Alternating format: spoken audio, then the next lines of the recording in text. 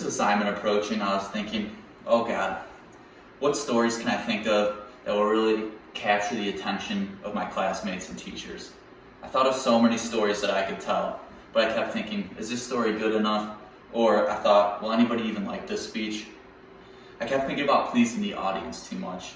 And then I saw a quote from the public speaking handbook that said, the guidelines for selecting a topic are considering your audience, considering the occasion, and considering yourself.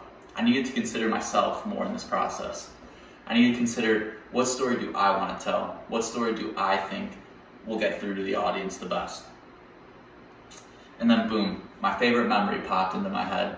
My favorite memory is winning the Jim Christ Memorial Baseball Tournament. The Jim Christ Memorial Baseball Tournament is a tournament in honor of my dad, Jim Christ, who passed away at 41.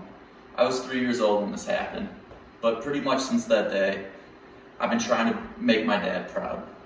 My dad was very involved in the community. He loved coaching baseball, he loved helping out at church, he loved just helping out around town. His favorite thing to do, though, was coach my brothers in baseball. He was known in the area for his crazy antics. He loved to coach third base barefoot, and he loved to yell at the umps.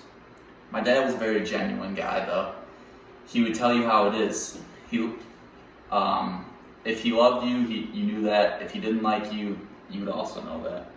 My dad was very competitive, but so am I. So in my opinion, I think it's all right. When he got sick, town was in awe. People were thinking, how could this happen to such a young guy with such little kids? So basically, it was just my two brothers, my sister, and my mom left. My dad's friends, who he also coached their kids in baseball, they started this tournament. And they started the tournament because they wanted to set up money for our college funds. And they also set up this barbecue at our church for after the tournament that would raise money for our college funds as well. I'm forever in debt to these people because they're the reason I'm here now, giving you this speech. The tournament was all over the newspapers in town because my brother was actually the first one to win it. And then the next year, my other brother won it. This time it was my turn to win it. And I was 12 years old in my last year of eligibility in the tournament. And my coach brought in a couple extra players from another town who were a little bit better than us. We played 4 games that weekend. The first 2 were against Wilmette and Lyle, and it was smooth sailing past those 2 teams. We beat them by a total of 10 runs. One of my favorite memories is I got to pitch the next game, and I pitched one of the best games I've ever pitched. I only let up 2 runs against a Northbrook team that was really good. Or actually, that was a Pleasant Prairie team from Wisconsin. They were very good, and I pitched really well and batted really well. And then, once we beat that team, we went on to play a team from Northbrook. They were a very good team and actually had a couple players go on to play college baseball.